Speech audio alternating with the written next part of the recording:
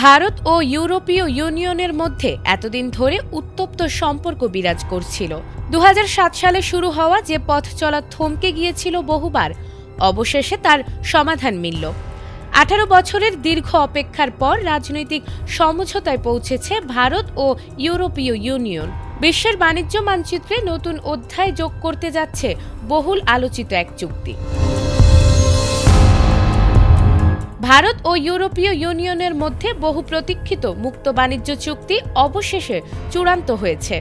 তবে এ চুক্তি বাস্তবে কার্যকর হতে সময় লাগবে।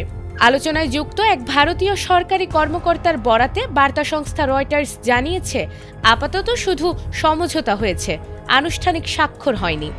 সামনে রয়েছে আইনি ও প্রশাসনিক যাচাই বাছাই, যা শেষ হতে 5 থেকে 6 মাস সময় লাগতে পারে।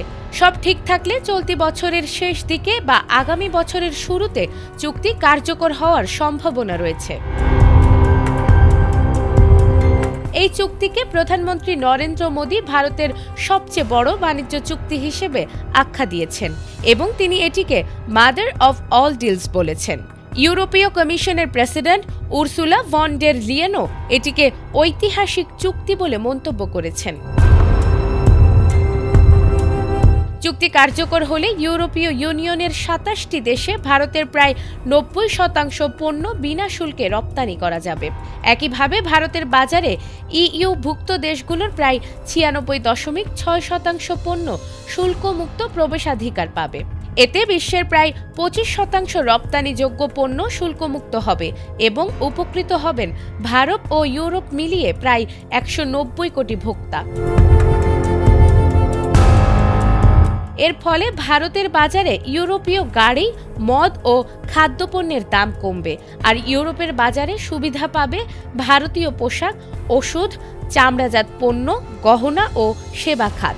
শুধু বাণিজ্য নয়, এই চুক্তির সঙ্গে জড়িয়ে আছে নিরাপত্তা, বিনিয়োগ ও ভূরাজনৈতিক হিসাবও। তবে সব ঘোষণা সত্ত্বেও বাস্তবায়নের পথ এখনও দীর্ঘ। ইতিহাস তৈরি হলেও গন্তব্যে পৌঁছাতে বাকি আছে আরও সময়।